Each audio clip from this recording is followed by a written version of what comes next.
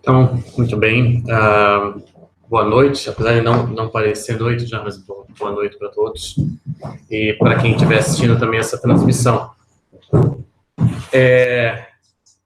Eu acredito que no ano passado, fazer uma rápida conexão com a maneira como terminamos o ano passado, o encontro do ano passado, e vamos começar isso. Eu acredito que no ano passado nós, enfim, crescemos muito juntos e pudemos aproveitar e gozar das experiências alheias, nos estudos que cada um tinha para partilhar aqui durante os 3 dias. Nós ouvimos falar de Eric Feiglin, nós ouvimos falar sobre música, nós ouvimos falar sobre antropologia, que foi o meu caso, ouvimos falar sobre vários temas, né? E acredito que ao final daquele encontro tenha ficado, talvez, nas entrelinhas para nós, e daí a minha proposta para que esse ano fosse sobre o Brasil, de que todos os problemas que nós havíamos encarado no encontro como problemas de ordem intelectual, não eram apenas problemas de ordem intelectual, mas eram problemas de ordem pessoal.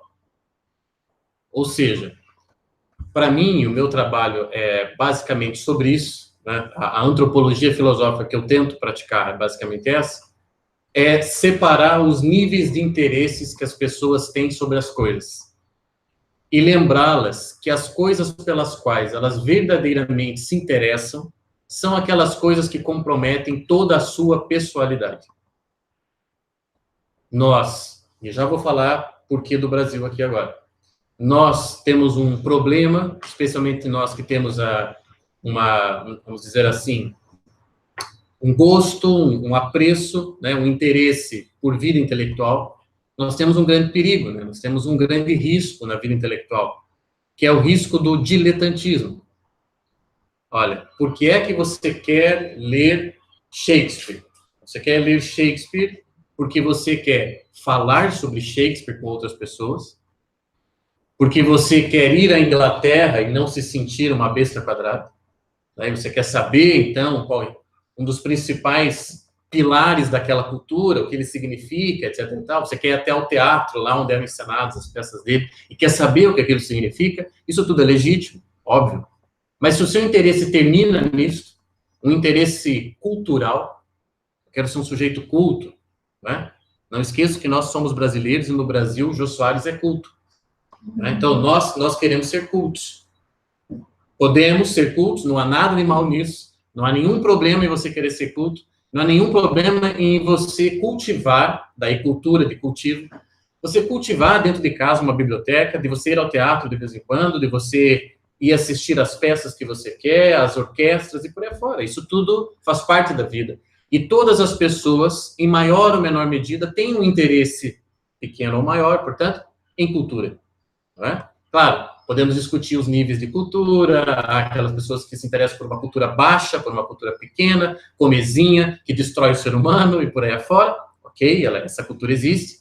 Apesar de muitos professores hoje não quererem falar em hierarquia de valores, tudo vale a pena, né? Tudo. Então, é por isso que a Anitta pode dar uma palestra em Harvard, porque todos têm o que dizer.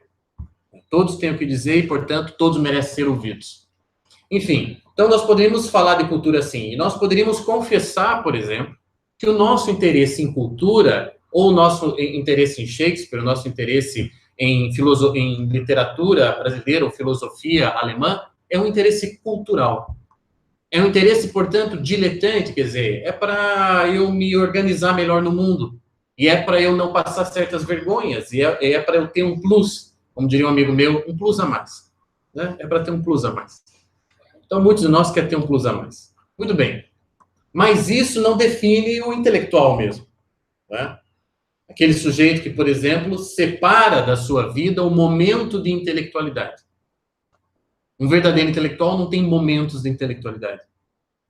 Então, por exemplo, a figura clássica do acadêmico, né, que nas 6 horas que ele fica dentro do departamento, ele é sério, ele estuda, ele ele frequenta a biblioteca, etc. e tal.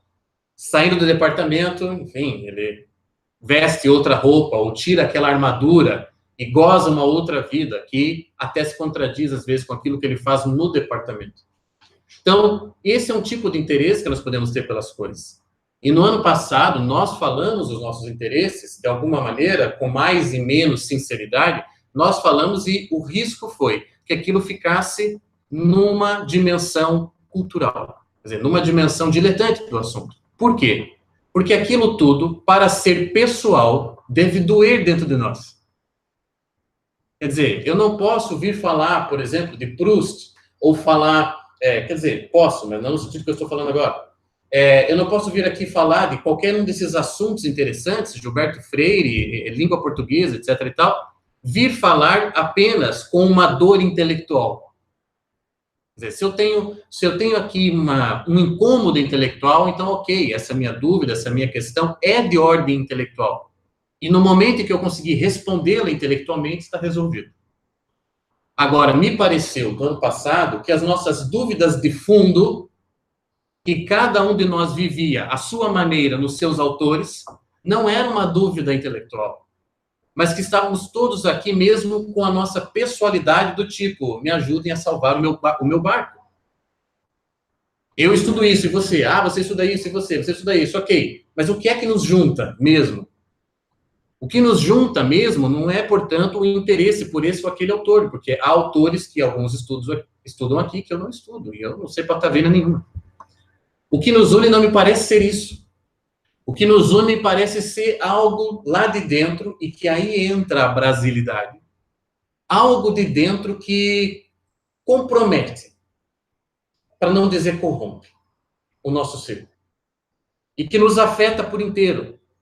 E que por isso que quando um filho da mãe do inglês se propõe a ler Shakespeare, é diferente de eu ler Shakespeare. Ok? Que ódio eu tenho dele. Que tem outra coisa lá. Tem alguma coisa diferente, melhor arrumada. Tem uma coisa melhor arrumada lá, e acho que todos nós que moramos fora do Brasil já percebemos isso. Que tem alguma coisa melhor arrumada.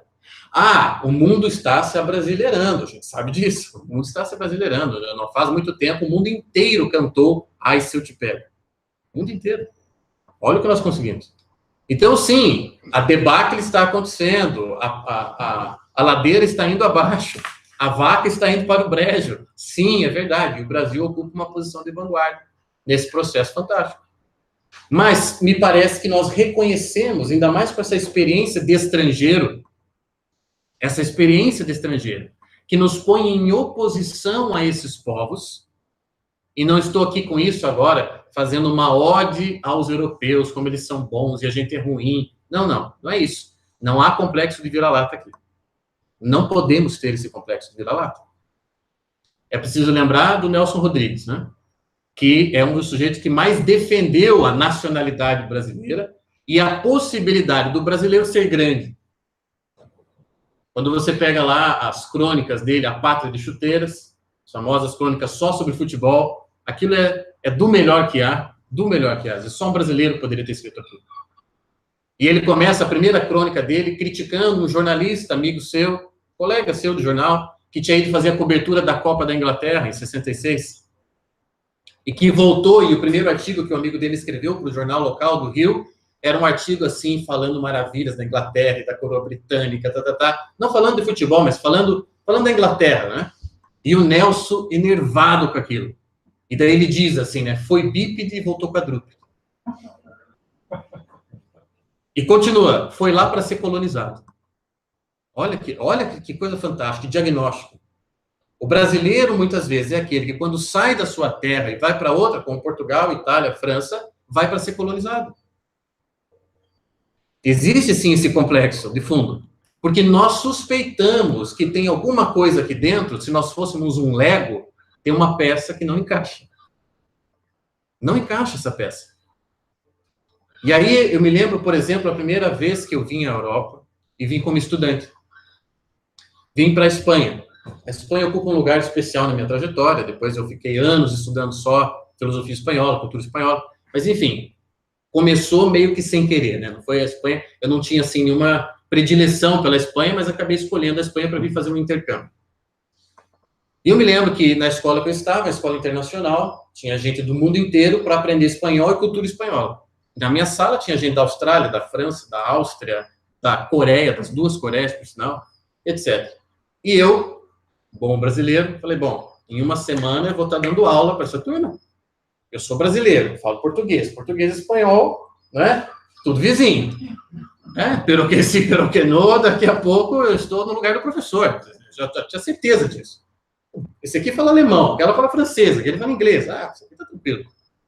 Passado uma semana e meia, o austríaco estava me ensinando gramática. Porque o austríaco era, né, filha da mãe, sujeito. Ele não conversava com a gente.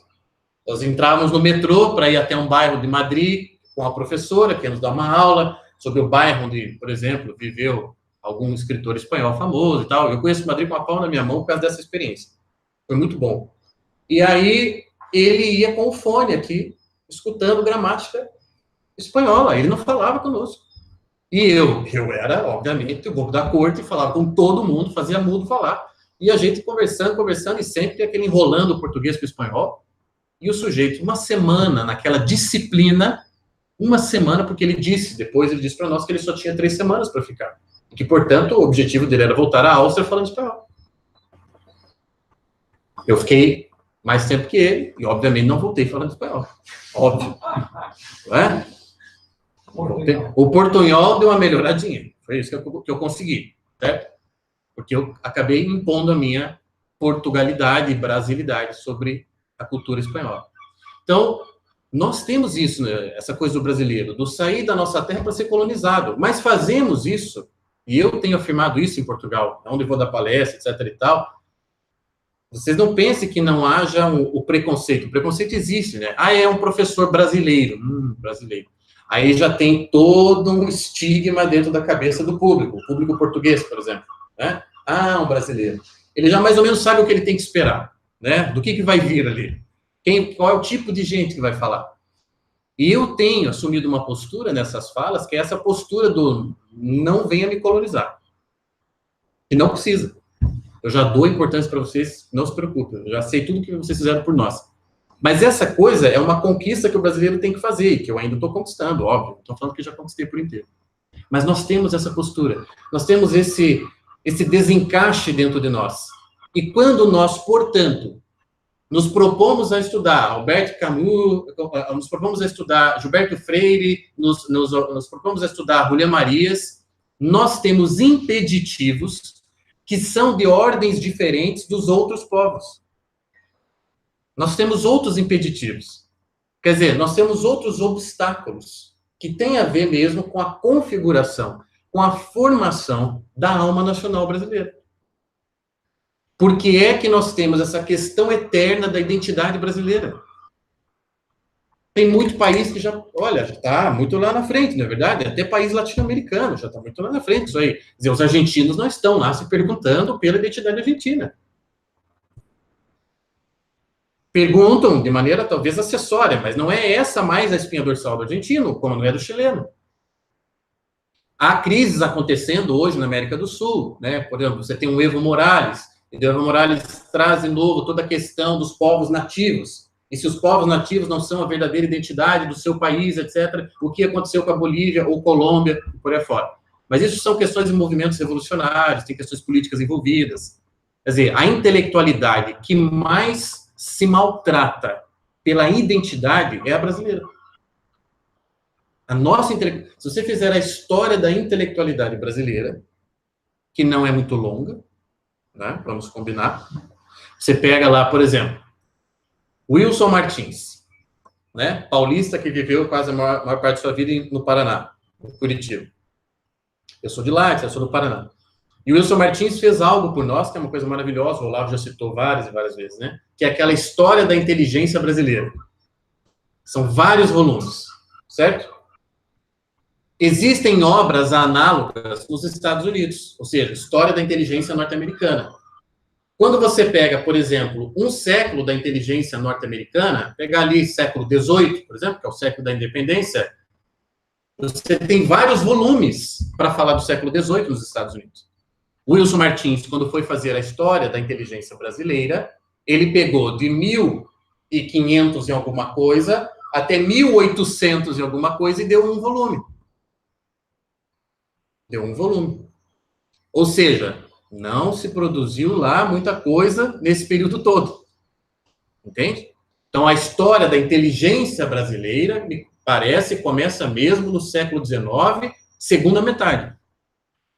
Temos, sim, os pais fundadores, temos já José Bonifácio, do qual provavelmente o Rafael vai falar amanhã, temos José Bonifácio na primeira metade, temos aquele monte de cérebro brasileiro sendo enviado aqui para Portugal para ser formado, para depois voltar para o Brasil, muitos não voltavam, etc. Os que voltavam não tinham condições de exercer um trabalho, não havia estrutura para o sujeito.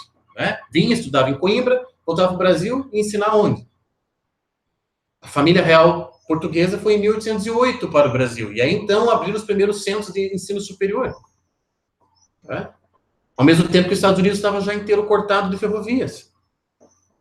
Que já havia universidade. As primeiras universidades já estavam sendo construídas. E nós atravessamos o século XIX em busca da universidade. Quer dizer, quando você pega, então, a história da inteligência brasileira, você aqui, ó, sendo bem generalizante, tá? E obviamente, deixando exceções aqui e acolá de lado, só para efeitos de palestra, né, sem grande rigor o que eu estou falando, mas você pode dizer aí, ó, você tem 150 anos. 150 anos de história. E essa história é pautada na sociologia, na psicologia, na própria história, na literatura, é pautada pela busca da identidade. Ou seja, nós aqui no ano passado, terminamos aquele encontro em que falamos das coisas mais interessantes do mundo, com certeza. Ninguém falou sobre amenidades aqui no ano passado. Mas terminamos com a impressão de que ficou faltando alguma coisa, pelo menos posso estar falando só por mim. Mas fiquei com a impressão, tá, isso aqui está tudo muito bonito, mas há algo no plano individual que está mal encaixado. E esta falta de encaixe, que até impossibilita ou dificulta o improvement da alma, quer dizer, que dificulta a expansão da alma, diria Aristóteles, a alma é aquilo que ela conhece. Dificulta esse crescimento da alma. Isso aqui parece ter a ver com a nossa nacionalidade. Esse aspecto aqui da nossa pessoalidade parece ser mesmo uma questão de identidade nacional. É um problema que nós percebemos coletivamente. Está lá o Brasil, passados 150 anos, perguntando quem é o Brasil. Né? É uma dúvida coletiva, é uma dúvida de projeto de país, e é uma dúvida individual. É uma dúvida. E ao longo da história, tentamos responder essa dúvida de maneiras diferentes, nós temos várias respostas. Cada sociólogo, cada pensador, cada intelectual que nós citarmos aqui, deu uma resposta para isso, ou tentou dar. Talvez o Gilberto Freire tenha chegado realmente muito perto de dizer, olha, eu acho que ser brasileiro é isto. Acho que o conjunto de obras dele, o que ele fez, etc., talvez é o que chegue mais perto de uma resposta. Mas, será que é suficiente? Será que Gilberto Freire responde, por exemplo, pelo sulista brasileiro? Que é um cabra bem diferente do pernambucano? Então, assim, será que Gilberto pôde conhecer esse sujeito? Pôde conhecer a alma dos pampas? Digo mais, olha só.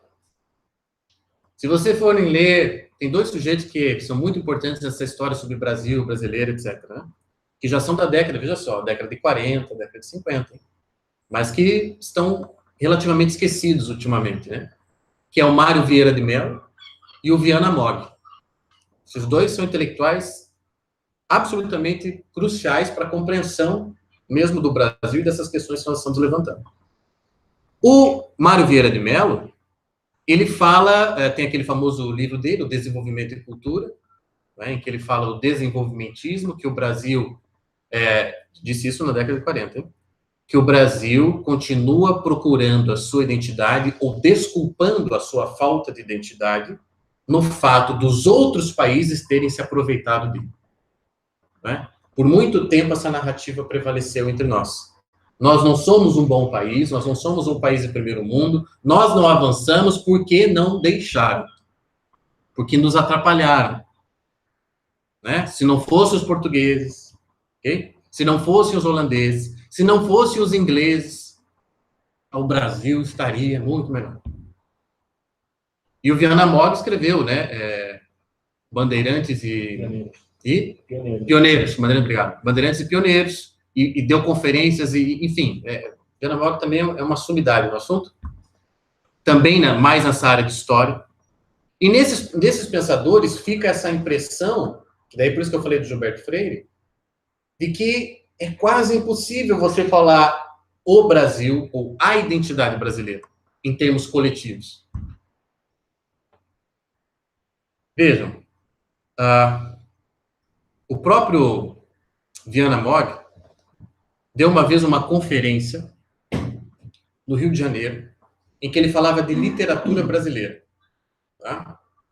E ele falava, então, pegando só mesmo aqui a seção literatura, que é apenas um aspecto da vida na qual pode se expressar ou não a identidade de um povo, né? Existe a literatura, existe a música, existe a língua, existe etc. Estou falando aqui a literatura. E ele pega e faz uma análise da literatura e diz o seguinte, isso também meados do século XX. Ele diz, olha, o Brasil não tem uma literatura brasileira. O Brasil tem 7 literaturas brasileiras. Ele chama de ilhas culturais. Okay? Isso eu acho genial. Ilhas culturais. E eu vou até dizer quais são essas ilhas para você. Porque se você tentar encontrar um denominador comum nos objetivos dos escritores, na maneira como escreviam, no propósito dos seus livros, propósito geral dos seus livros, no ambiente, na relação que eles estabeleciam com a região ou não, se você tentar estabelecer um denominador comum para a literatura brasileira, você não conseguirá. Não conseguirá. Como é que você vai juntar Érico Veríssimo e Euclides da Cunha? Como é que você vai juntar Jorge Amado e Cecília? O que os une? Senão a língua portuguesa. Um sentimento de pertencimento a algo maior chamado Brasil. Mas aí ele diz, não, são ilhas culturais. E essas ilhas têm como se fossem pequenos biomas que se autossustentam. Então você tem, por exemplo, a primeira ilha que ele chama Amazonas e Pará. Você conhece a literatura do Amazonas e do Pará? Aquilo é literatura brasileira também. Ela diz respeito a você. Não sei se tem algum amazonense aqui, ou alguém do Pará, mas ela diz respeito a você, você se identifica naquilo. Veja como é interessante isso. Você sabe o grau de importância, de inflexão que a Amazônia tem sobre a literatura produzida nessa região? Pergunta aqui, para um paranaense, que grau de importância tem a Amazônia no pensamento dele, no que ele escreve? Zero, nenhum, nem lembro que ela existe. Nem lembro. Falaram, a Amazônia é nossa. Pode ser que seja de vocês. Minha nunca foi. Não sei se um dia será. Não sei. Não me deram nenhuma parte até agora. Não tenho nada com a Amazônia. Nada.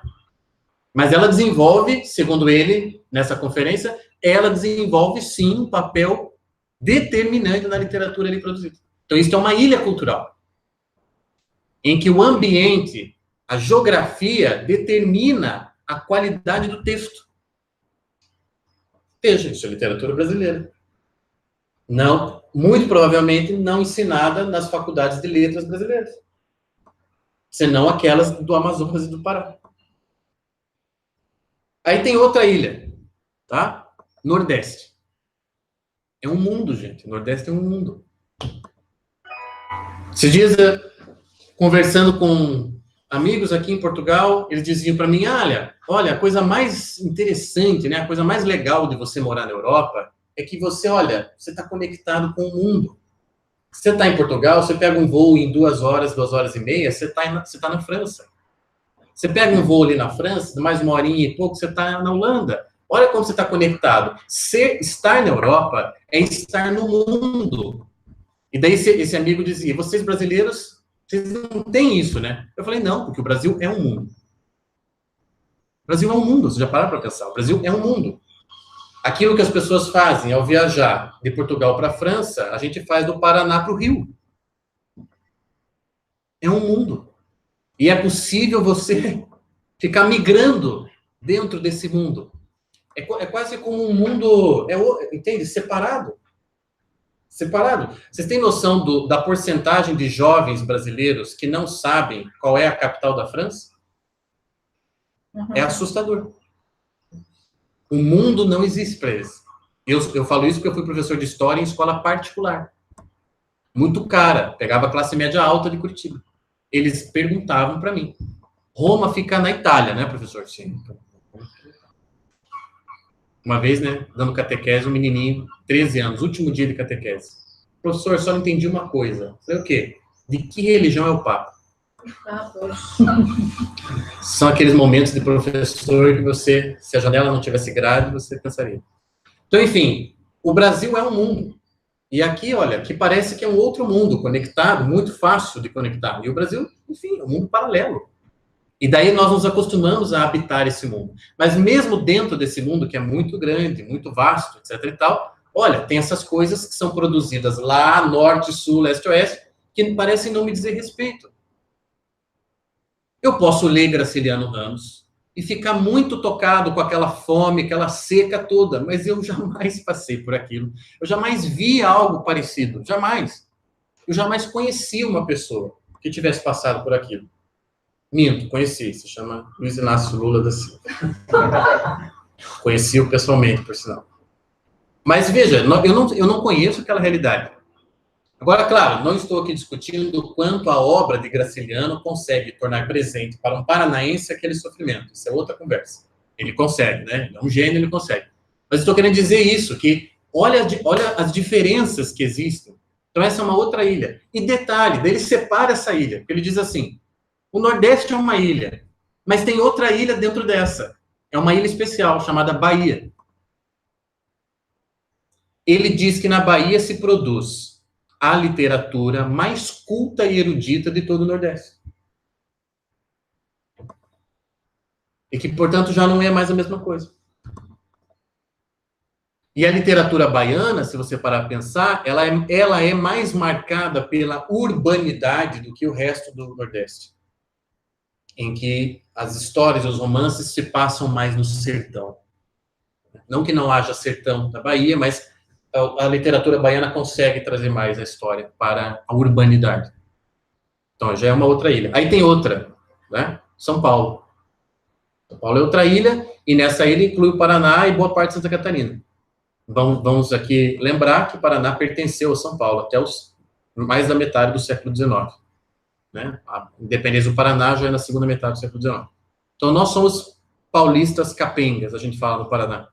Perguntar para mim qual é a cultura do Paraná. É a cultura de São Paulo, com pouquíssima diferença. Né? O que é a dança típica do Paraná, a comida típica, é o que se faz em São Paulo. Né? Mudou um pouco o sotaque, etc., mas é muito parecido. Tanto é que o Paraná tem esse agravante. Então, nós somos o quê disso aqui tudo? Nós não somos paulistas, mas também a gente não é parecido com os gaúchos, do qual a gente gostaria de encher de água e trancar. Né? No Rio Grande do Sul. Mas existe a rivalidade do gaúcho com o paranaense. Então, veja, tem lá, São Paulo é outra coisa, é outra ilha cultural. Aí tem outra ilha cultural, Minas Gerais. Outra ilha. Você consegue conjugar a literatura mineira com a literatura paulista? Não, são coisas diferentes. Tem outra, a literatura da capital, ou seja, Rio de Janeiro. Quando ele fala do Rio de Janeiro, ele fala uma coisa bem interessante. Né? Ele diz assim, o Rio não é marcado por produzir excelente literatura. Olha só o que ele fala. Mas é marcado por legitimar as literaturas excelentes produzidas em outros estados. Não é? Porque onde é que estavam as grandes editoras? Onde é que estava o burburinho intelectual? Onde é que a coisa acontecia? No Rio de Janeiro. Só que quem é que consegue ser sério no Rio de Janeiro? Né? Perdão aí, a licença poética aos amigos cariocas. Quem é que consegue? Né? Então, o Rio de Janeiro não é marcado por ser um ambiente de inspiração e motivação intelectual, mas por ser o Rio de Janeiro, por figurar como capital, como local de importância que o Rio é na história brasileira, e se você parar para pensar, ainda é a capital do Brasil, ainda é. Brasília é um monstro burocrático, é um monstrengo, vamos falar a verdade, Brasília é um monstrengo. Governa-se o Brasil desde Rio e São Paulo. Né? Dali se governa o Brasil. Mas, enfim, temos lá Brasília, que é aquele monstrengo. Mas o Rio ainda tem o poder de legitimar as escolhas nacionais. Veja que interessante. Na política, na economia, o Rio de Janeiro ainda figura com essa, ele se sobressai ainda, ele tem essa importância no imaginário popular, mesmo que nós, paranaenses, tenhamos medo do Rio, de ir para o Rio, mas o Rio ainda exerce esse fascínio. Há um fascínio do Rio sobre... E outra, coisa mais fácil que tem é você encontrar brasileiro classe média que paga a viagem 12 vezes na CVC e vai passar o carnaval no Rio de Janeiro. Tá? Ou seja, o Rio exerce o fascínio. Tem tráfico, tem crime, tem isso, aquilo, mas está lá a turistada toda, né? Indo ao Corcovado, subindo ao Cristo Redentor e por aí fora. Confeitaria Colombo, enfim. E temos mais uma ilha, que daí faltou só uma, né? Que é a ilha do Rio Grande do Sul. É outra coisa, é outra coisa. Se, por exemplo, ele faz uma comparação, quando ele pega, né, a primeira com a última, né, o Amazonas e o Rio Grande do Sul. Se no Amazonas e no Pará, a geografia, o ambiente, exerce uma influência determinante na literatura, mas uma influência opressiva, tem que imaginar a floresta amazônica, né, aqueles rios, é um tipo de influência, assim, não é uma influência que consola, é uma influência que oprime, certo? A densidade da floresta, os perigos, aquilo oprime o sujeito. No Rio Grande do Sul, ao contrário. Ele diz assim, olha as paisagens do Rio Grande. Vou fazer o Luiz chorar agora. Olha as paisagens do Rio Grande. Aquilo não oprime, aquilo consola. Aquilo consola. As planícies rio-grandenses. Aquela cena, assim, bem idílica, gaúcha, né? O sujeito no cavalo, aquele campo longínquo, ele cavalgando, né? Aquilo exerce um fascínio na mente do escritor e do povo que não é aquela opressão lá do norte. Não, é uma coisa muito mais gostosa de ser sentida. E aí perceba a música feita no Rio Grande do Sul. O gosto e o amor que eles têm pelo próprio estado. É uma outra relação que eles estabelecem com aquilo. E não é exagero dizer que são os menos brasileiros de todos os brasileiros. Basta lembrar que tentaram não ser Brasil, inclusive. Tentaram. Tivemos ali as guerras, tivemos a Farroupilha. Houve, sim, a tentativa. O Brasil já havia entregue, né, o Uruguai. Né, e o Rio Grande do Sul depois quis seguir nessa linha, porque tem aquela questão da carne. O Rio Grande do Sul sustentou o Brasil por um bom tempo. Né, saía a carne do Rio Grande, chegava até São Paulo, passava pelo Paraná, várias cidades eram fundadas quando eles estavam carregando gado. O charque, a carne de sol. Foi tudo feito no Rio Grande do Sul para poder chegar carne no resto do Brasil. Enfim, então o Rio Grande sentiu o peso disso, de sustentar o Brasil, etc. Então, vejam, são os menos brasileiros de todos os brasileiros. Por que eu digo isso? Bom, porque eles têm uma identidade. Não é? Você já entrou num CTG? Centro de Tradição Gaúcha? Você pode olhar para aquilo e falar, mas isso não tem nada a ver mais com o gaúcho de hoje, na verdade. Bom, mas aquilo é uma tentativa de manutenção de uma tradição, de símbolos que remetem à sua história. A bombacha, aquela coisa toda, né? E hoje, no interior do Rio Grande do Sul, você vai à casa de muitas pessoas e o sujeito vai te receber, ou não vai? De bombacha, bota... É a minha, dia 20 eu uso. Olha aí, tá vendo? Eles são insuportáveis, é isso que eu tô falando. Tá vendo? O chimarrão, aquela coisa, é um povo mesmo muito chato. E até acabou influenciando, sim, o Paraná, porque no interior do Paraná há CTG, Centro de Tradição Gaúcha. No interior. Os gaúchos saíram... Exatamente. E fundaram no Paraná muitos desses centros. Como o Paraná não tinha uma cultura para chamar de sua, por assim dizer, né? A não ser o pinhão, que é a coisa que a gente consome no Paraná, que parece ser muito nosso, então isso foi muito fácil também para exercer essa influência. Mas, enfim, peguei só esse exemplo da literatura dessa conferência para mostrar que nós temos muitos Brasis. E aí volta a pergunta. Então, temos muitos Brasis dentro de um Brasil. Como responder a essa questão da identidade nacional, levando em conta, portanto, a dimensão do país, levando em conta a região específica da qual você veio. Veja que ele não fala, na conferência, de 7 regiões. Ele fala de 7 ilhas. Meu Deus do céu. Por que ele fala ilha? Porque elas não se comunicam. Ele não fala de 7 regiões, ele não fala de 7 espaços, ele fala de 7 ilhas. Não há intercomunicação.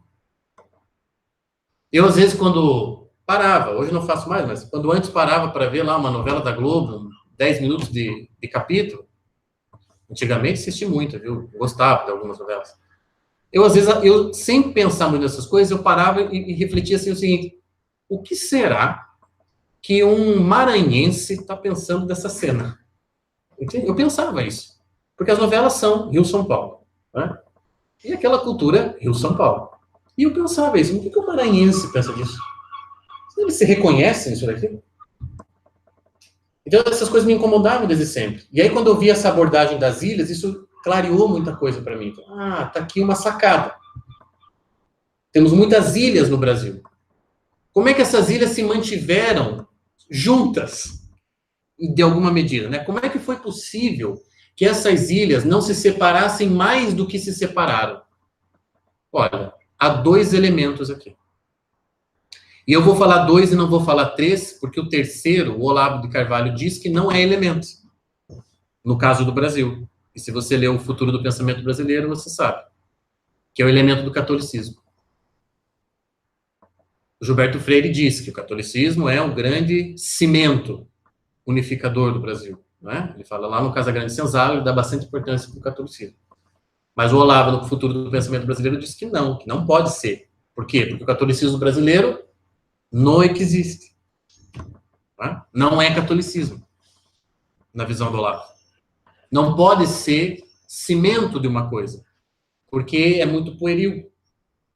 Não só pueril, né? É muito... Está me fugindo a palavra? Muito... Superficial, mas é uma outra palavra. Sincrético. É muito sincrético.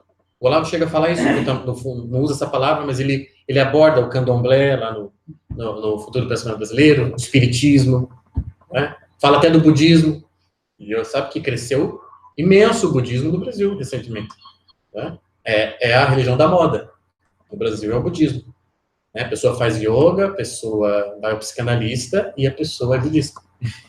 O Lula tem esse visita da monja. A monja Cohen foi visitar o Lula anteontem. Deu um abraço nele, falou palavras de paz. E o budismo, né, não querendo desrespeitar ninguém, mas é aquela prática espiritual que não compromete muito, né? Assim, não há um código muito severo, assim, é mais uma coisa mesmo de exercício, né? Então, isso está pegando aí a nata brasileira, os centros intelectuais de elite, etc. A galera está gostando dessa história, né? É aquela coisa, a ironia do budismo, né? Como é que um sujeito de 200 quilos ensinou sobre autocontrole, mas enfim. O fato é que é o Buda. Mas o fato... o fato é que o catolicismo, pela ótica do Olavo, portanto, e vou aceitá-la como premissa, não é elemento unificador. Né? Porque se você for mesmo fazer... vai, por exemplo, ao Círio de Nazaré, lá em Belém. É óbvio que você vai ver muitas expressões de catolicismo, mas você vai ver outras coisas que você vai ficar assim. Se você for um pouquinho mais amigo de Bento XVI, você vai ficar assim, essa história tá estranha, não é? Isso tá muito, muito estranho, isso daqui. Sinto o cheiro aqui de uma coisa meio complicada de conjugar, porque a gente sabe que existe o aculturamento da religião, isso é outra coisa, né? Na África há lugares, eu tive aula com um professor de teologia, em que ele fez o doutorado dele na África, eu não vou lembrar aqui agora em que país, em que região, mas ele me dizia que a missa que ele frequentava durava 4 horas. E que no ofertório as pessoas levavam porcos vivos até o altar. E que dentro da igreja as pessoas fumavam. 4 horas, meu amigo, dá tempo de dar fome, de vontade no banheiro, dá tempo de fazer muita coisa, né? Até de matar o porco, assar e comer no final da missa.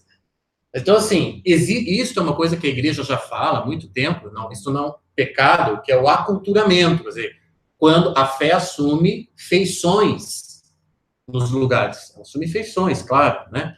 Tá aí a Nossa Senhora que não nos deixa mentir, né? Tem lá no Japão, tem uma com feições, olhinhos bem puxados, temos Nossa Senhora Aparecida e por aí fora.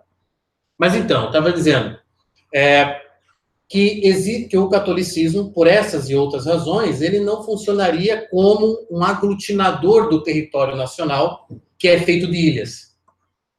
Ok? Então, sobrariam dois elementos. E eu, portanto, confio mais nesses dois elementos. E na hora que eu falar esses dois elementos, você vai perceber a gravidade do que nós estamos discutindo. Porque os dois elementos estão em xeque. Quer dizer, um já foi ultrapassado. E o outro está na UTI.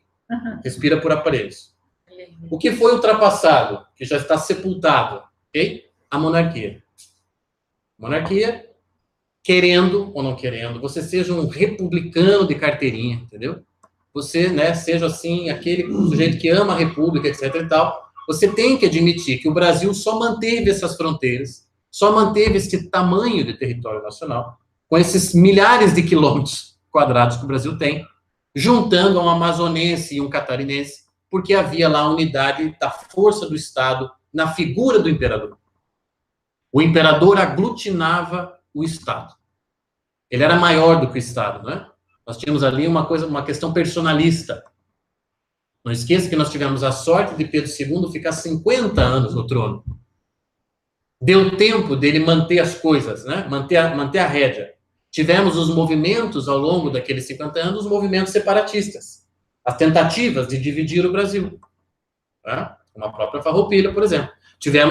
Mas tivemos na Bahia, tivemos em outros lugares.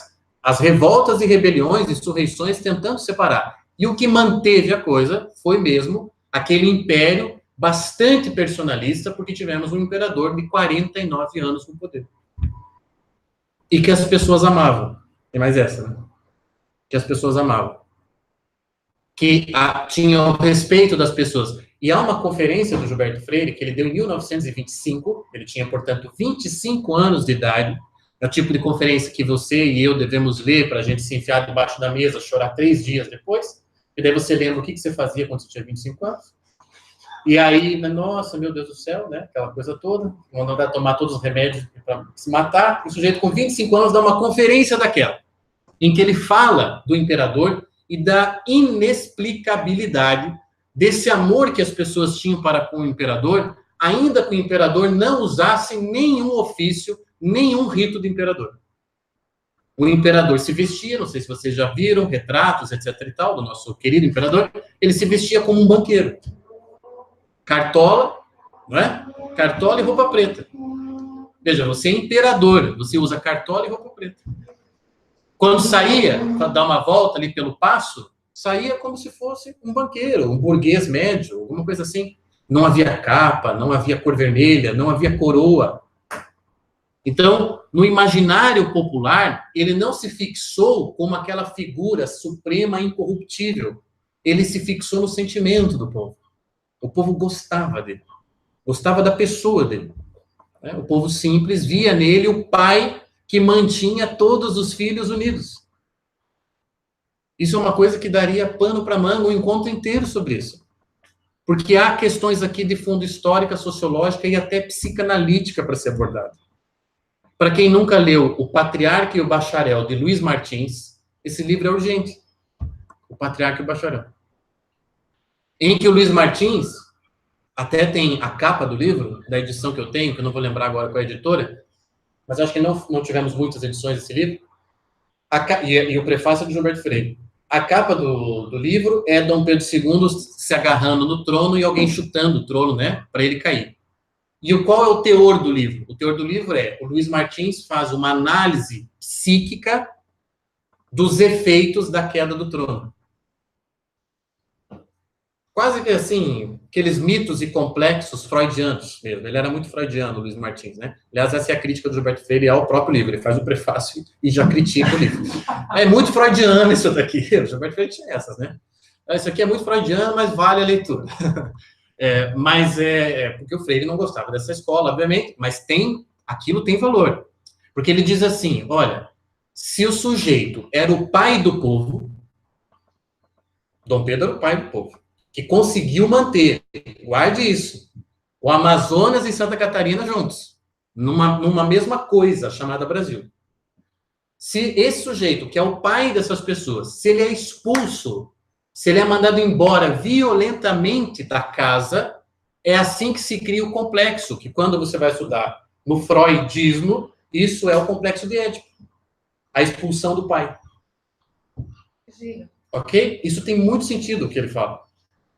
É um terreno chato de pisar, porque, de novo, Freud. Ok? Nós temos aqui aquele com Freud, né? Mas eu, pelo ofícios do meu trabalho, tive que pisar muitas vezes lá em Freud. E há muita coisa que se salva, obviamente. Há muita coisa genial lá, né? Há insights do Freud que são realmente brilhantes. O problema é aquela coisa, você não precisa jogar o bebê junto com a água do banho. Né? Você joga a água do banho, mas fica o bebê. E nesse caso, dá para aplicar a teoria freudiana. Nós, como povo, ficamos órfãos de pai vivo.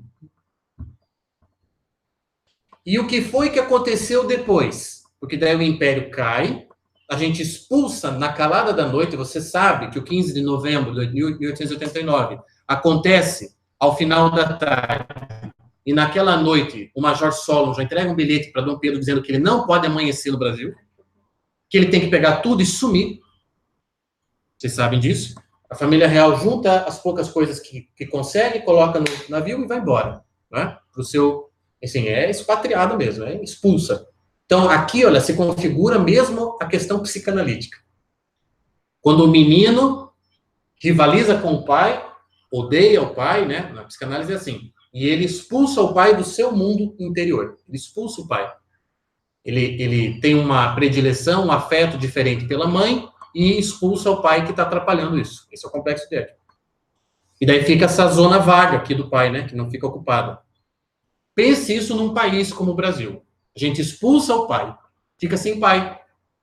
E quando a gente expulsa o pai, a gente sente o quê? Já nos capítulos seguintes, a gente sente culpa. É óbvio que a gente sente culpa. E aí vem a melancolia do brasileiro. O Brasil é um povo melancólico. Leia Retrato do Brasil, de Paulo Prado. Como é que começa o livro? É a primeira frase do livro que eu acho que eu jamais esquecerei. Aquilo me marcou profundamente quando eu li. Numa terra radiante vive um povo triste. Olha que primeira frase. O cara começa assim. Bom, não vou nem dizer, dar o spoiler do livro, né? Para quem nunca leu, mas é tristíssimo o final do livro. É um ensaio do Paulo Prado, um dos ensaios incontornáveis para compreender o Brasil, mas o final é de você chorar junto com ele, porque ele simplesmente argumenta que devia queimar tudo e começar do zero. Sem exagero. Ele termina o ensaio dizendo, mais ou menos assim, vou falar com as palavras do Tiago, tá? Queima toda essa porcaria e vamos começar de novo. Que deu errado. O Brasil deu errado. Ele chega a essa conclusão. O Brasil deu errado. Ele começa com essa frase, né? Numa terra radiante vive um povo triste. Essa alegria do brasileiro, o Brasil é um povo alegre, não caia nessa. Né? Essa é uma alegria histérica. Não é alegria como virtude. Não é alegria dos monges, que estão lá sérios, rezando o dia inteiro e estão alegres. Essa coisa do brasileiro, isso é histeria. Isso não tem outro nome. Isso é tudo novo, ó, psicanalítico. O Brasil tem que ser mesmo, o Brasil tem que ir pro divã. O Brasil tem que ir pro divã, gente, e nós todos vamos junto. Só que nós temos esses impeditivos de própria ordem psicológica que nos impede de ir pro divã. A gente não quer pensar sobre a gente mesmo. Está lá o livro Futuro Pensamento Brasileiro para nos dizer por quê. A gente não quer pensar. A gente não quer projetar. A gente não quer, né, olhar para o passado, fazer o balanço, pensar daqui 30 anos onde a nação tem que estar. A gente não quer fazer isso, porque isso tudo é muito doloroso para nós.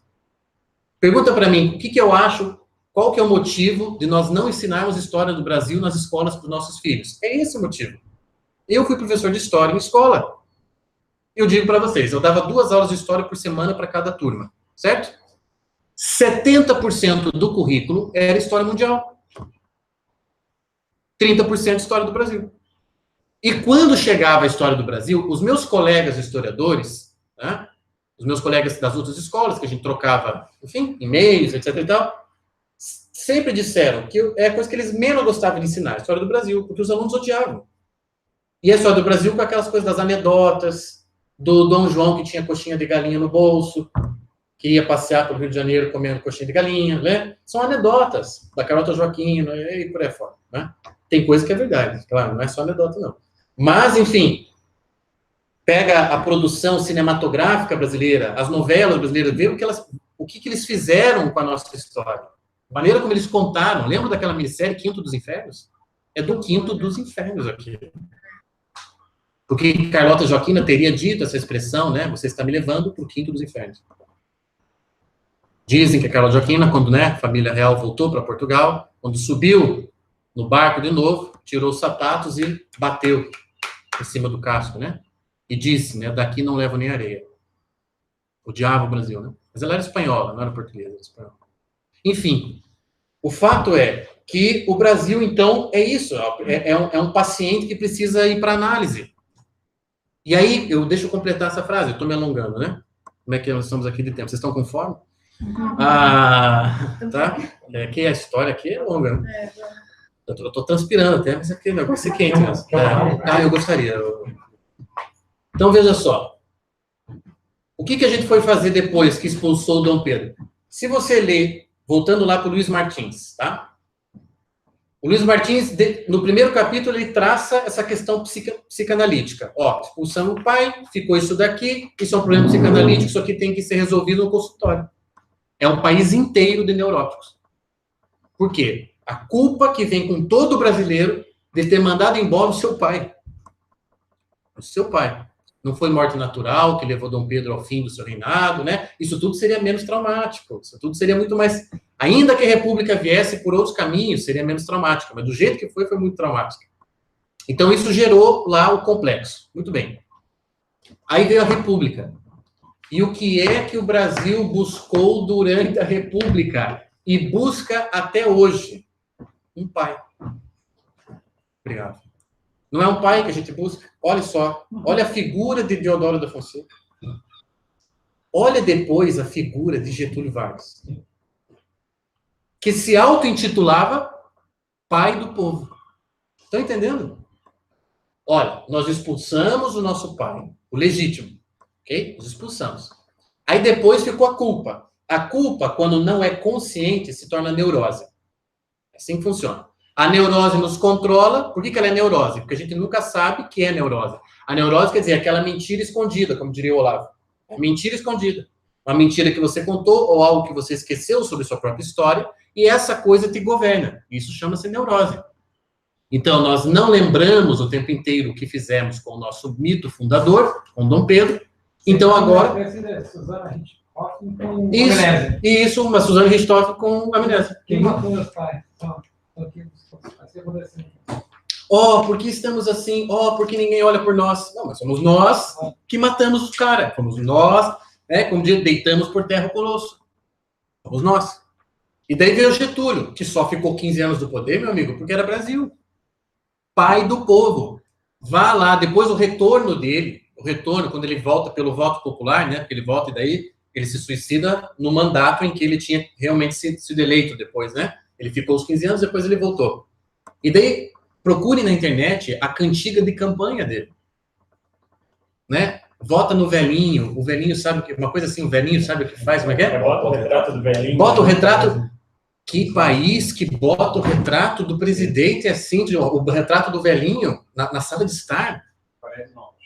Exato. Se não é um regime ditatorial, como nesses, obviamente, regime que põe a Hitler ou o Power Ranger lá, nós colocávamos o do velhinho porque ele era o nosso pai. E minha bisavó, que só faleceu em 2010, em 2009, minha bisavó faleceu, me dizia que o dia da morte de Getúlio, todas as pessoas foram à rua chorar. Com a morte de um pai. E quem foi Juscelino Kubitschek, senão também um outro pai? Gente, por mais que me doa dizer isso, quem é o Lula, senão um pai? Entendeu? Ninguém no Brasil o elegeu por mérito. Ninguém o elegeu porque, analisando friamente as suas competências, ele será melhor. Não, é porque ele falava com as pessoas, e esse é o mérito dele. Ele falava com as pessoas com aquela linguagem cativante, afetiva, aquela linguagem sentimental. Lembre da campanha eleitoral do PT para chegar ao poder, meu Deus do céu, a gente vinha falando hoje no caso sobre isso. Lembra daquelas cenas da comida saindo do prato do pobre? Lembra aquilo sentimental, assim? Tipo assim, confia no pai, que o pai vai resolver. É o pai. E estamos nessa. E agora? Bom, Temer não parece pai e a Dilma, Deus o livre mãe. Não, né? Então nós estamos nesse momento órfão aqui do tipo assim, quem vai nos proteger? Ah, daí você vê o crescimento do Bolsonaro. Claro, tem sentido, tem explicação. Ele resolve para nós. É justamente, vejam, e com isso eu não estou fazendo uma crítica a ele. Eu estou fazendo só uma breve análise do espírito social. Do tipo assim, o que nós, enquanto povo, não fazemos por nós mesmos, a gente vai continuar esperando que o líder faça. Porque isso é da alma brasileira. O livro do Bruno Garchagen. O Brasil, que odeia o governo, mas ama o Estado. Lembra do livro do Garchagen? Como é que é o título do livro? Pare de acreditar no governo, né? E a lógica do livro dele é essa. Olha que povo bacana é esse. Odeia o governo, né? Critica o governo. O brasileiro sempre fala mal do governo. Depende de qual governo for, a gente fala mal. Mas a gente ama o Estado. Ama, isso é herança dos portugueses. João Pereira Coutinho, que tem aquele humor, né, que não é português, é um humor britânico, aquele humor dele. Ele, quando escreveu o prefácio para o Bruno Garchagen desse livro, ele começa dizendo, né, quando o Bruno me convidou para escrever o prefácio desse livro sobre esse tema, eu não sei se isso era um convite ou era a cobrança de uma promissória. Né? Quer dizer, o que ele estava querendo dizer? Eu sei que fomos nós, portugueses, que fizemos assim. Entendeu? Olha que gênio, né? Ele quer dizer assim, eu sei que a culpa é nossa. Porque nós amamos o Estado também. Portugal ama o Estado, tá? Com todas as forças. Tiago, com relação ao tema do pai, aí também tem uma pedra do sebastianismo português como substrato também, né? Do Salvador, do Bahia. Pode ser que sim. O que eu não sei te dizer, Luiz, é o quanto o sebastianismo penetrou no Brasil, entende? Eu sei que em Portugal isso é importantíssimo. Sim. Mas eu não sei se isso chegou a ecoar muito no Brasil, entende? Eu acho que o nosso tema é mais sentido, é mais radical pela maneira como nós expulsamos o Dom Pedro, que não é o caso dos portugueses com Dom Sebastião. Afinal de contas, os portugueses foram assaltados pelos espanhóis. Seria a questão do termo Salvador da Pátria que se usa muito. Sim, isso sim. Isso parece. Isso sim. Acho que isso as duas nações convergem. Estamos sempre esperando um Salvador. Portugal continua esperando o seu. E nós, no Brasil... Além disso, os órfãos. Então, acaba tendo um impacto maior. Portugal não é órfão. Portugal não é órfão por vários motivos, né? Aliás, Portugal tem rainha. Sempre teve e sempre terá. Não vamos esquecer a linda história de que nenhum outro rei mais se coroou, desde que aquele rei, me ajuda a lembrar, Teresa, Dom João IV, disse que a rainha de Portugal é Nossa Senhora. E fez toda a cerimônia, coroou Nossa Senhora, e desde então, desde Dom João IV, nenhum rei português usa coroa. Isso é muito bonito sobre esse povo. Portugal não está órfão. Okay? É o tipo de coisa que me arrepia até falar. Mas o Brasil está órfão. O Brasil está. O Brasil não tem rei, o Brasil não tem rainha, matou os que tinha, mandou... Se tem um cara que não merecia, se tem um cara que foi mesmo o bode expiatório de toda a nossa truculência, de toda a nossa violência, esse cara foi Dom Pedro II. Que podia ter os defeitos que tivesse, porque diziam, né, que ele era mais republicano do que qualquer um. Ele era um sujeito de ideias liberais, etc e tal. Tinha as questões de personalidade que não encaixavam, né? Falava fino, gostava de ficar trancado na sala lendo, não gostava de receber os chefes de Estado. Era uma personalidade tímido, assim, né? Retraído, mas um homem bom. Um homem bom, talvez o melhor que o Brasil teve. Um homem bom, de bom coração.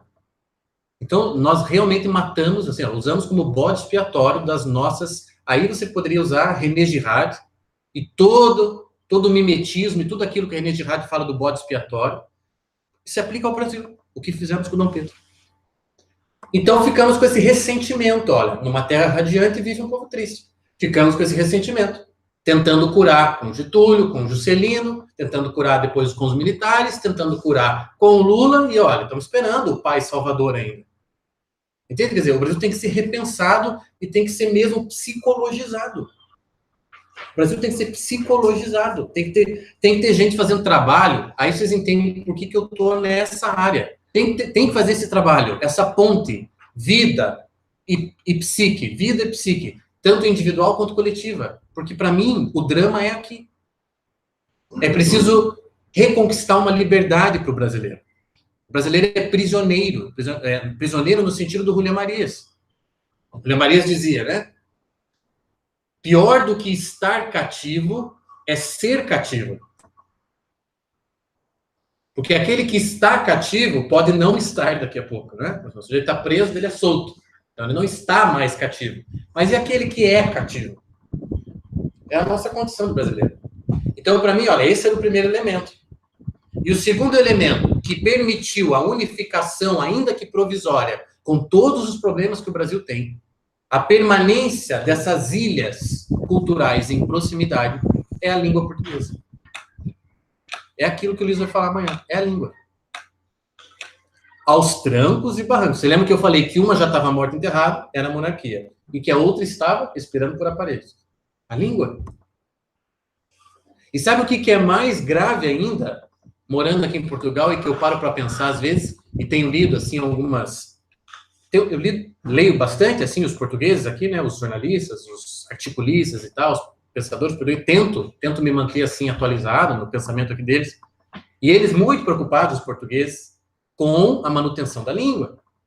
Tanto é que, né, nós que escrevemos, fazemos mestrado, etc. e tal, aqui em Portugal, nós sabemos que as portas de certos estabelecimentos estarão sempre fechadas para nós se nós não escrevemos em português em Portugal. Há uma... Entende? Mas não é que é o preconceito do português com o brasileiro. É porque é mesmo aquele apego a algo para não se perder, entende? Algo porque eles sabem a joia que está se dilapidando. Eles sabem disso, né?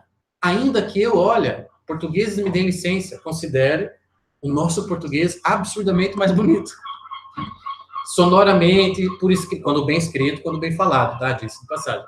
Eu acho o português do Brasil realmente um fato, assim, uma realização maravilhosa. Mas eu acho o Machado de Assis muito mais esteticamente aprazível que o Caminho do Castelo Branco. Né? Apesar de são gênios à sua maneira. Mas, enfim, não é essa a questão. A questão é, eu vejo os portugueses preocupados com isso. E eu mesmo escrevi um texto uma vez para uma revista eletrônica aqui em Portugal, a convite deles, os jesuítas de Portugal, e eu fiquei fulo da vida, com o perdão da expressão, porque eles adaptaram o meu texto, e eu jamais permitiria. Eu escrevo em português brasileiro, e olha, me desculpa lá, escrevo muito bem, não precisa adaptar. E eles adaptaram, colocaram os Cs no meio das palavras, era tudo aquilo, né, e a segunda pessoa... Quando eu vi o texto, eu falei, mas esse não é o meu texto, né? Tanto é que eu nunca mais, eu sou assim, né? Nunca mais escrevi também. Porque, não, entende? Eu acho que não é por aí. E aí, o que eu fico ainda bastante preocupado, falando do Brasil agora, é o seguinte, os portugueses estão mais nervosos ainda por saberem, difícil para eles é confessar isso, mas eles sabem que o futuro da língua portuguesa está nas mãos de quem? 10 milhões de pessoas aqui, 200 lá. 10 milhões de pessoas com taxa de natalidade a 0 ponto alguma coisa, recebendo imigrantes às tantas, africanos, brasileiros, Bangladesh, Índia, vai lá para Lisboa que você vai ver, ok? Estão entrando. E a língua portuguesa sabe que depende, seu futuro depende do que vai acontecer no Brasil. É lá. Lá no Brasil, nós não estamos sofrendo ataques externos nesse sentido. Nós não estamos. O que nós estamos vilipendiando a língua é por nossa própria obra. Não é por obra externa. É nós mesmos que estamos estragando. O maior destaque do último Rock in Lisboa foi a Anitta. Anitta. Uhum. E, enfim, então você entende, por um lado, essa coisa do português ser um pouco bairrista e falar, não, brasileiro, você escreve em brasileiro, para escrever nesse jornal tem que escrever em português, ok? Eles chamam a nossa língua de outra, eles falam, né? Brasileiro e português. Eu entendo o lado deles, mas é que eles não perceberam ainda que talvez o futuro seja abrir um diálogo aqui, abrir um diálogo mesmo para valer, porque a nossa forma pode demorar o que for, vai prevalecer. Eu posso estar muito enganado, mas eu acho que vai prevalecer.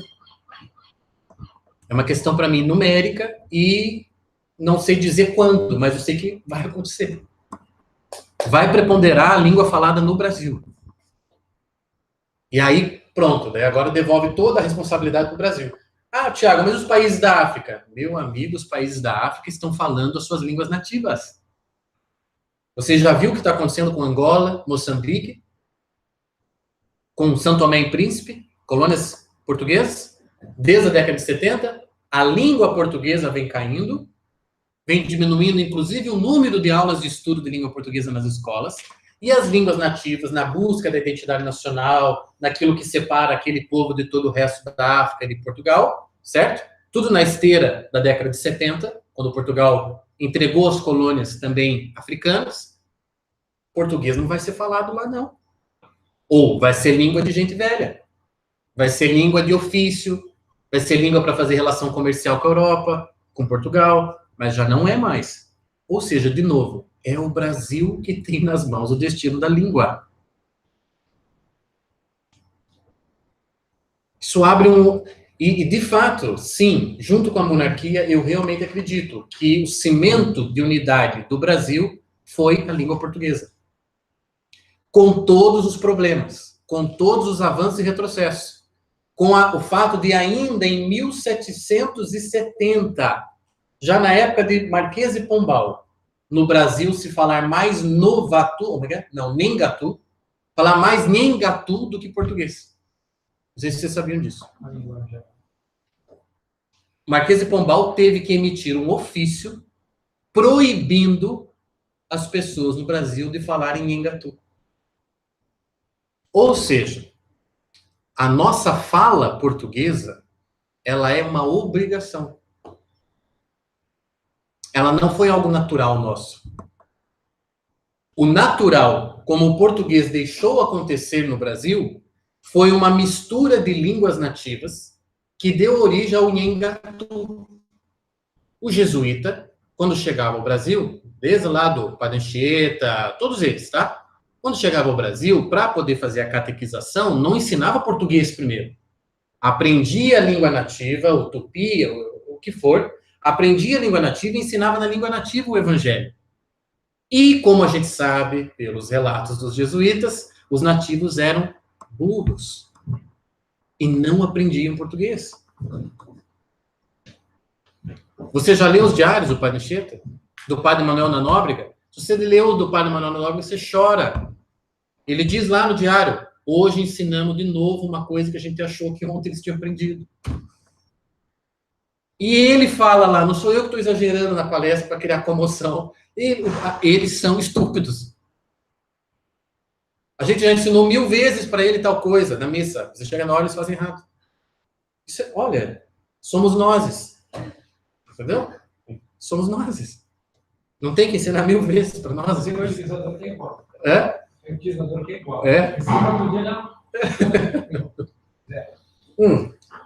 Então veja o tamanho do drama, do problema, pessoal, que nós temos aqui à frente.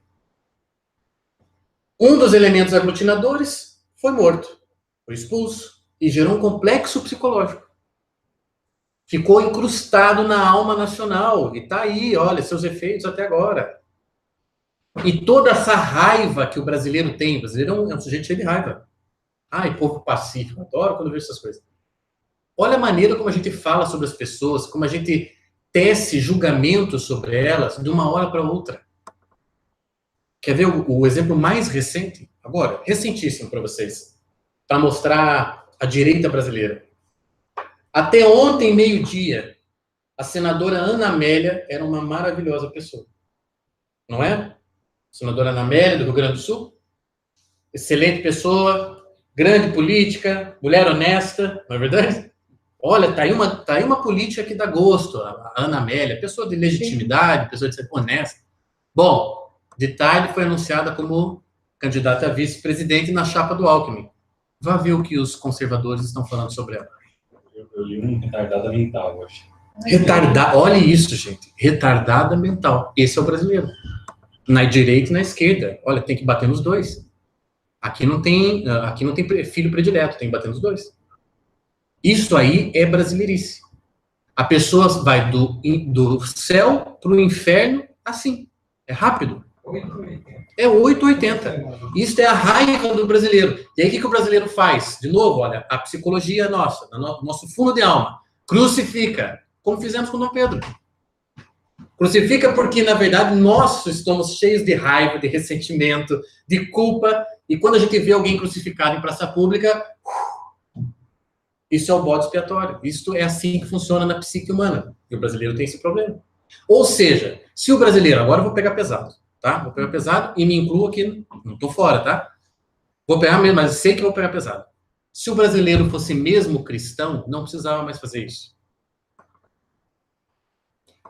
Procure uma palestra, uma das últimas entrevistas, melhor dizendo, que René Girard deu antes de morrer, em que René Girard explica para o entrevistador por que ele é cristão. Olha, você tem ali um dos homens mais brilhantes do século XX, um dos maiores intelectuais da França, e o sujeito falando por que ele é cristão.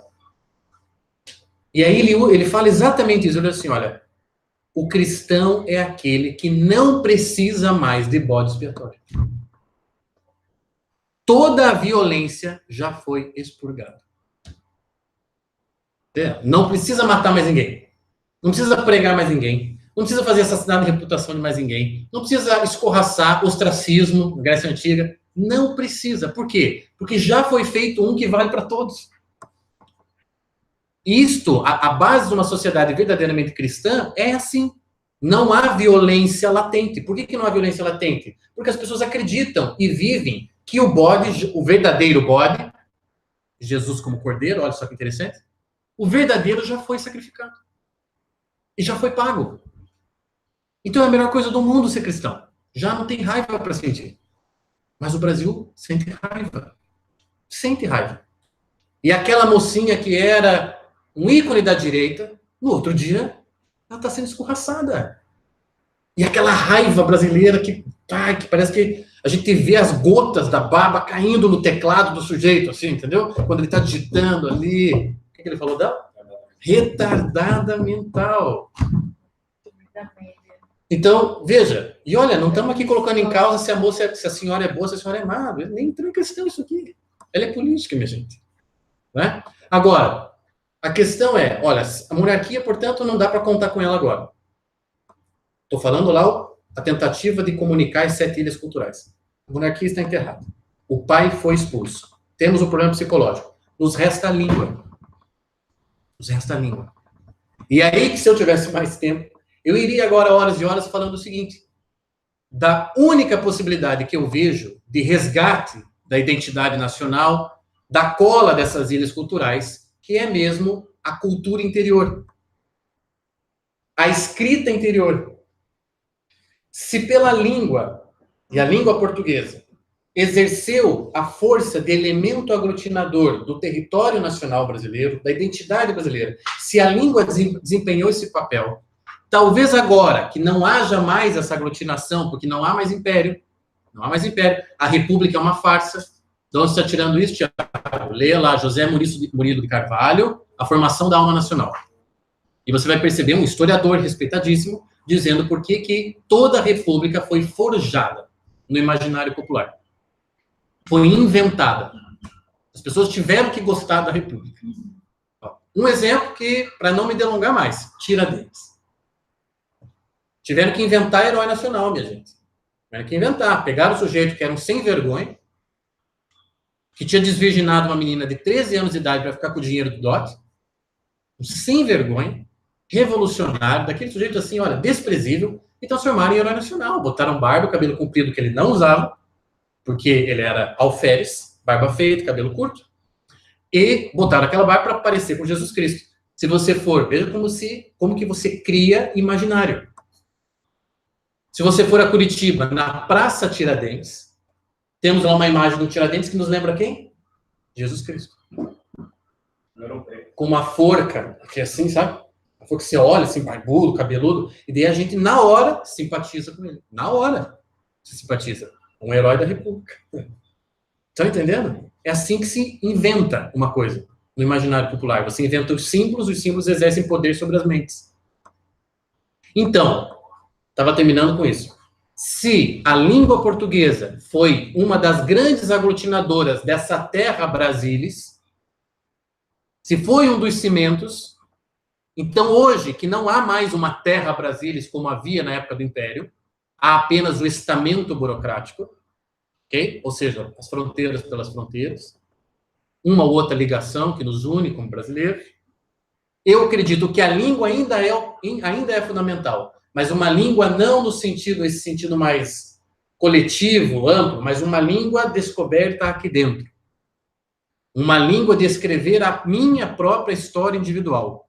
Uma língua que seja para alinhavar a minha identidade pessoal. Já que não podemos alinhavar a identidade nacional. O que me resta como brasileiro hoje, nesse caos, porque é um caos, não tem outra coisa, é um caos, viu?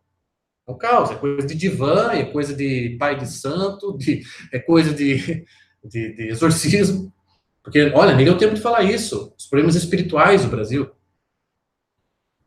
Como diz o Olavo no Futuro do Pensamento Brasileiro, de novo, dando referência. É normal 500 anos sem nenhuma grande manifestação de místico num país cristão? Então, ou seja, a língua, essa língua que desde dentro consegue, me ajuda, por exercício meu, pessoal, a alinhavar a minha identidade, que pressupõe a minha brasilidade, e com ela trabalho. Quer dizer, a minha proposta aqui hoje não é a seguinte, nem sei se é proposta, não estou querendo propor nada para ninguém, não me interprete mal. Mas, digamos, a minha perspectiva aqui hoje, e é a perspectiva que eu tenho comigo mesmo, é a perspectiva assim, eu não vou achar a identidade nacional. E eu não vou agora ficar nesta categoria do problema. Eu vou achar a identidade do Tiago. Percebe? Eu vou achar a identidade do Tiago. E eu vou fazer isso usando a língua. Ou seja, a língua aqui como símbolo de cultura. Eu vou usar, sim, tudo que a minha cultura de bom já me ofereceu e promoveu para mim. E eu vou alinhavar com isto a minha identidade de Tiago. E assim, quem sabe, se todos nós pudéssemos fazer isso, tente pensar agora, se todos nós pudéssemos fazer isso, nós constituiríamos um país de identidade. Um país de identidade. Como eu digo num texto que foi para a revista lá do Estudos Nacionais, que eu escrevi um texto a pedido deles, olha, o Brasil é aquele império de identidades individuais. O Brasil talvez seja o único lugar no mundo que é uma civilização de pequenos países individuais. Pequenos territórios individuais. Eu chamei de civilização de um homem só, o texto. Nós somos uma civilização em que os homens, cada um por si mesmo, precisam encontrar essa identidade que por séculos esperaram do coletivo. Olha, nós temos a influência portuguesa, que o Gilberto deu tanta importância, e falou, olha, está aqui a nossa matriz, etc e tal, ok? Mas não é só isso mais. Não é só isso mais. Vai para o Paraná, e tem uma cidade no Paraná que quase todas as pessoas são descendentes de japoneses. Você sabia disso? Eu vou dar o nome da cidade, Açaí. Você chega lá, você e eu somos estrangeiros lá, e todo mundo vai saber que a gente não é da cidade, porque a gente não tem olho puxado. É uma das coisas mais impressionantes do Paraná. Você chegar numa cidade, no interior do Paraná, do norte do Paraná, e todas as pessoas lá têm olho puxado. Esse é o Brasil mesmo. Qual a importância de Portugal aqui? Bem menor. Bem menor. E isso é Brasil. Então, veja. Então, eu tenho que pegar... Veja que loucura. Você tem que pegar isso. Você tem que pegar lá no Nordeste, Pernambuco, influência holandesa. Você tem que pegar, então, no caso do Paraná, italianos, poloneses, que foram aos montes, alemães aos montes na Segunda Guerra Mundial. Você tem que pegar as influências de família, as influências pessoais, as influências... Enfim, olha, você tem que fazer um mapeamento de tudo isso, todas essas forças, e responder biográfica e individualmente pela pergunta da identidade nacional. Para usar uma expressão que o Olavo fala, quer dizer, nós temos que parar com essa masturbação de defunto. O Brasil, a identidade do Brasil, a identidade do Brasil. Olha, eu acho que a única resposta possível é qual é a sua identidade. Qual é a sua? Partindo do pressuposto que você é brasileiro. E que esse é um dos elementos que você tem que absorver na sua circunstância. Na sua circunstância.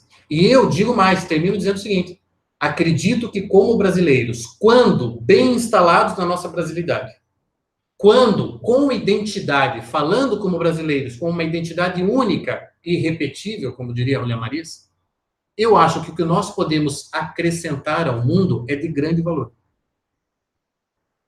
Um mês atrás, eu vi alguém postar no Facebook que, pela primeira vez, o New York Times mandou editar todos os romances de Machado de Assis.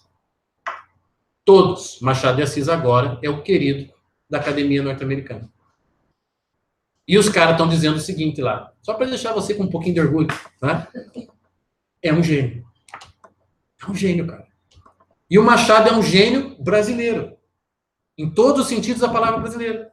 Claro, tem aquelas questões de foro pessoal dele, que ele era meio esquisitão, né? Não gostava de estar muito com os amigos, tinha uma vida assim meio escondida, sabe?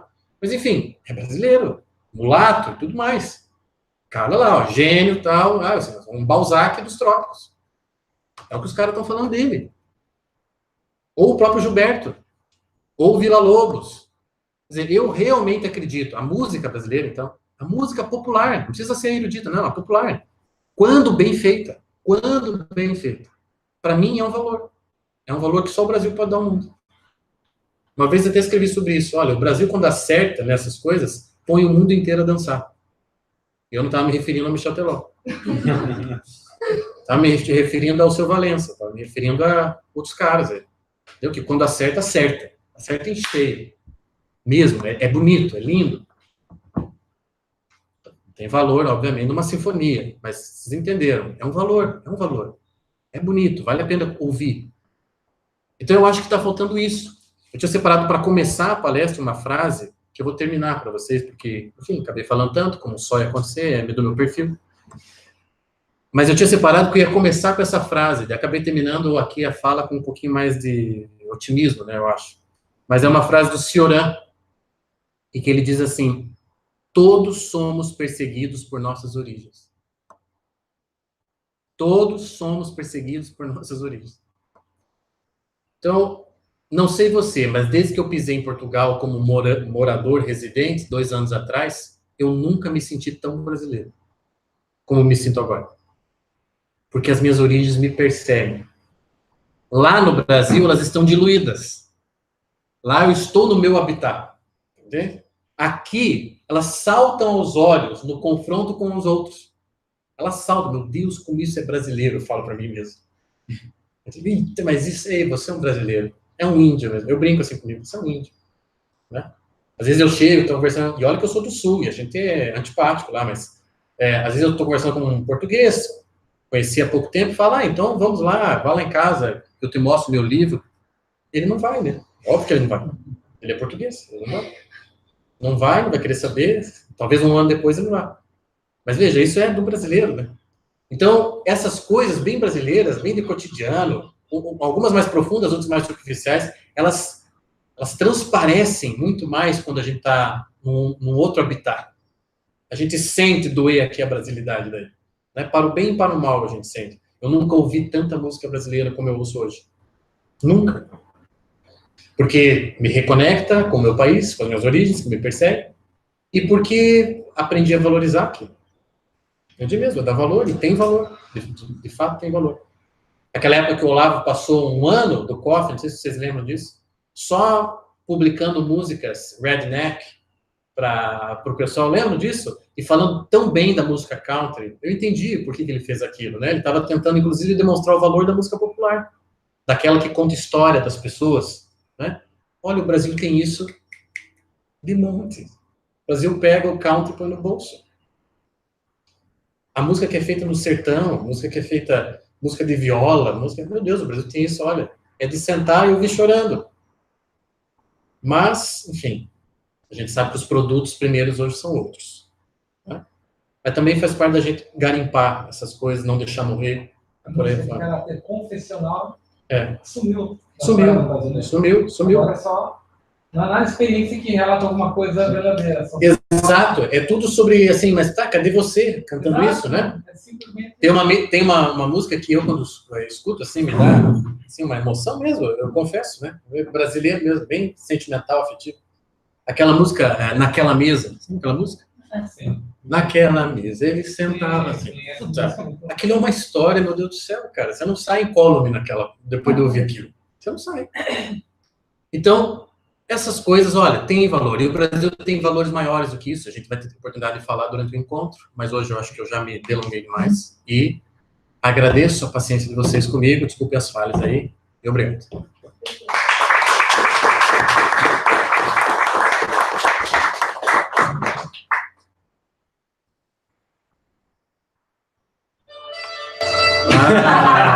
E com o Nelson Gonçalves, velho. Olha.